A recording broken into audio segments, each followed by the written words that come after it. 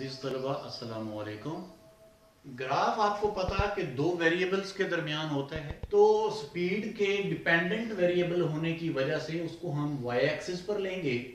Y axis पर मैंने speed को लिया हुआ है जो कि मीटर पर सेकंड में है, और एक्स एक्सिस पर टाइम को लिया हुआ। वजह ये कि एक्स एक्सिस पर हमेशा इंडिपेंडेंट वेरिएबल जो है उसको लिया जाता है, और जब हम स्पीड और टाइम की बात कर रहे हैं तो इन दोनों में time is always independent variable. Time कभी किसी दूसरे वेरिएबल पर डिपेंड नहीं करता, आज़ाद मतगैर है टाइम, इसलिए इसको हम एक्स एक्सिस पर ले रहे हैं। तो स्पीड टाइम के दरमियान ग्राफ है। स्पीड को हमने लिया हुआ है वाई एक्सिस पर और टाइम को लिया हुआ है हमने एक्स एक्सिस पर। हम ये कंसिडर करते हैं कि बॉडी जो है वो स्टार्ट करता है मूव करना, ओ पॉइंट से ओ से मूव करना स्टार्ट करता है, और ओ से ए तक जो है वो उसकी स्पीड जो है that is initial velocity V I. Consider a body moving with initial velocity V I in a straight line with uniform acceleration है। पहले भी आपको अर्ज कर चुका कि जब हम स्ट्रेट लाइन की बात करते हैं तो स्ट्रेट लाइन में जब कोई बॉडी मूव करेगा तो उसका एक्सेलरेशन जो है वो यूनिफॉर्म होगा, और ओ से ए तक जाते हुए जो उसकी वेलोसिटी है दैट इज इनिशियल वेलोसिटी, जिसको हम वी आई से रिप्रेजेंट कर रहे हैं। इसके बाद उसकी वेलोसिटी जो है वो टाइम के हिसाब से चेंज होना शुरू हो जाती है, यानी वक्त जैसे जैसे गुजरता है उसकी वेलोसिटी चेंज होना शुरू हो जाती है, और वेलोसिटी में चेंज की वजह से जाहिर है एक्सेलरेशन पैदा होता है।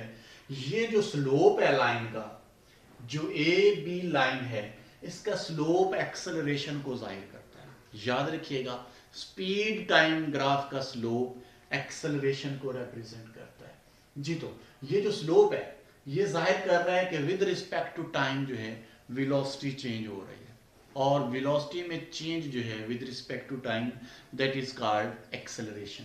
ये स्लोप इस लाइन का एक्सेलरेशन को रिप्रेजेंट कर रहा है, ठीक हो गया, जो कि यूनिफॉर्म एक्सेलरेशन है। यूनिफॉर्म एक्सेलरेशन की ये इंक्लाइंड लाइन होती है यूं, इसको स्ट्रेट लाइन ग्राफ भी कहते हैं, इसको इंक्लाइन टू एक्स एक्सिस भी कहते हैं। ये जो शेप होती है ग्राफ की, ए बी जो शेप है जी। तो उसके बाद बेटा जी उसकी वेलोसिटी चेंज हो गई, वी आई से चेंज हो गई, उसकी वेलोसिटी जो है वो वी एफ हो जाती है आफ्टर टाइम टी।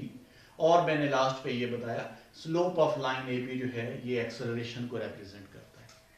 ये थ्योरी है हमारी जो इस ग्राफ में बॉडी की मोशन को रिप्रेजेंट कर रही है, यानी हम कह सकते हैं कि motion of body is described by this speed time graph. जहां पे मैंने थ्योरी को खत्म किया वहीं से मैं मैथमेटिकल स्टार्ट करूंगा। मेरी थ्योरी की लास्ट लाइन थी slope of line A b is acceleration है। ए बी लाइन का जो स्लोप है वो एक्सेलरेशन को जाहिर करता है जी। तो उसका फार्मूला जो है, असल में तो हम ग्राफिकल एनालिसिस ऑफ मोशन जो है, इक्वेशंस ऑफ मोशन से पहले ग्राफिकल एनालिसिस ऑफ मोशन आता है, उसको डिस्कस नहीं किया आपके साथ, तो वो लाइव इंशाल्लाह करेंगे। तो उसकी मदद से हम ये सीखेंगे कि किस तरह से ये एक्सेलरेशन के स्लोप का ये फार्मूला बनता है।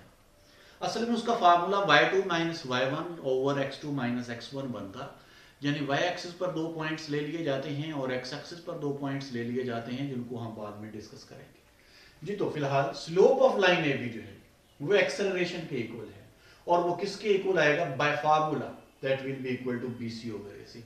यहां पे अगर आप ये ट्रायंगल कंसिडर कर लें ए बी सी, ये एक ट्रायंगल अगर कंसिडर कर ली जाए तो ये इसका परपेंडिकुलर है, ये इसका बेस है और ये इसका हाइपोटेन्यूस है, तो हम कह सकते हैं कि परपेंडिकुलर ओवर बेस जो है, यानी आल्टीट्यूड ओवर बेस जो है, आल्टीट्यूड ओवर बेस, ये दो points B C B C, ये दो पॉइंट्स आल्टीट्यूड के हैं, ए सी, ये दो पॉइंट्स जो हैं इस राइट एंगल ट्रायंगल के बेस के बनते हैं। तो हम कह सकते हैं कि altitude over base means b c over a c, ये इंडिकेट करता है एक्सेलरेशन को, जो कि ग्राफ का स्लोप भी है जी। तो वही मैंने लिखा, स्लोप जो है लाइन ए बी का एक्सेलरेशन को जाहिर कर रहा है, और बाय फार्मूला वो एक्सेलरेशन किसके इक्वल होगा?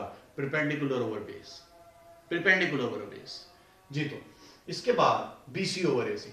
अब हम देख सकते हैं हमने साबित क्या करना है, साबित करना है v f is equal to v i plus a t, यानी हमने ये जो तमाम o a b c a c b d, इन सब को v f v i a और टी की शक्ल में लाना है। तो उस सूरत में इनको लाने के लिए हम ये देख सकते हैं कि जो बी सी है ये वाला हिस्सा जो है ट्रायंगल का BC, ये ना तो VI को जाहिर कर रहा है, ना ये VF को रिप्रेजेंट कर रहा है, ना ये टाइम को रिप्रेजेंट कर रहा है, ना ये डिस्टेंस को रिप्रेजेंट कर रहा है। तो इसको कुछ ऐसा बना लिया जाए कि इसकी जगह हम VF, VI, A या T में से कुछ जो है वो इसकी जगह रिप्लेस कर सकें। तो उसको देखते हैं। देखिए B से D तक जो है ये इंडिकेट कर रहा है फाइनल वेलोसिटी VF को, B से D तक ये VF है। अगर O से A तक ये VI है तो इट मींस ये एक रेक्टेंगल है और रेक्टेंगल की अपोजिट साइड्स जो है वो इक्वल होती हैं। अगर OA जो है ये VI को रिप्रेजेंट कर रहा है तो इसके जो पैरेलल साइड है, इसके अपोजिट CD साइड जो है वो भी VI को रिप्रेजेंट करेगी। इसका मतलब है कि OA और CD, OA इक्वल है CD के और दोनों किसको रिप्रेजेंट कर रही है? दोनों VI को रिप्रेजेंट कर रही है। और अगर हम बात करें BD की तो ये BD जो है ये आप देख सकते हैं ये VF को जाहिर कर रहा है। तो अगर हम रिलेशन बनाना चाहते हैं BC के लिए तो BC के लिए मैं रिलेशन यूं बना सकता हूं, ये BC है। अगर मैं टोटल BD में से ये CD वाला पोर्शन को इसको मिनहा कर दूं, माइनस कर दूं, इसको कट कर दूं, निकाल दूं इसको, यानी पूरी लाइन में से ये वाला लाइन का पोर्शन निकाल दिया जाए तो फिर ये ऊपर वाला पोर्शन बचता है। पूरी लाइन है BD, निकाल दिया जाए CD को तो बाकी बचेगा BC, यानी BC को लिख सकते हैं किसके इक्वल? टोटल लाइन जो VF को जाहिर कर रही है, जो BD है, उसमें से ये CD वाला पोर्शन को माइनस कर दें तो BC बच जाएगा। तो ये, और उसके बाद जो बटे के नीचे हमारे पास वो AC है।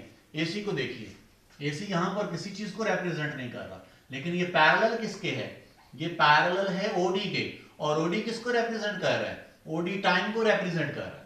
अगर OD टाइम को रिप्रेजेंट कर रहा है तो इसके पैरेलल साइड्स जो AC है वो भी टाइम को रिप्रेजेंट करेगी। तो इसका मतलब है AC जो है ये OD के इक्वल है और बाद में हम इसको टाइम से रिप्लेस कर सकते हैं।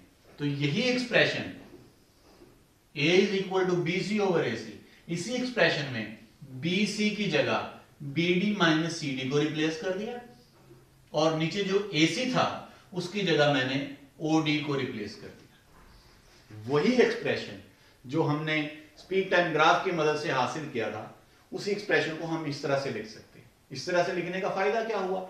ये फायदा हुआ कि हम यहां पर BD की जगह VF लिख सकते हैं। CD जो हमारे पास बना है इसकी जगह VI को रिप्लेस किया जा सकता है और AC की जगह OD को इसलिए लिखा कि OD जो है ये टाइम को रिप्रेजेंट कर रहा है, तो उसकी जगह हम टाइम को रिप्रेजेंट जो है वो लिख सकते हैं। तो उसी तरह से ये तीनों को रिप्लेस करने के बाद जो हमारे पास एक्सेलरेशन का एक्सप्रेशन था BD minus CD over OD, BD की जगह VF आ गया, CD की जगह VI आ जाता है और बटे के नीचे OD की जगह टाइम आ जाता है। Simple mathematical expression. अगर एक तरफ जो है वो डिनोमिनेटर है इक्वालिटी की, दूसरी तरफ उसको जाके आप मल्टीप्लाई कर सकते हैं। तो ये T इधर एक्सेलरेशन के साथ मल्टीप्लाई होकर ये एक्सप्रेशन हमारे पास बन जाता है। और इसके बाद अगर आप VF को इधर ही रहने दें, माइनस VI को AT में आके प्लस कर दें, तो ये हमारे पास फर्स्ट इक्वेशन ऑफ मोशन जो है वो साबित हो जाती है। That is VF is equal to VI plus AT।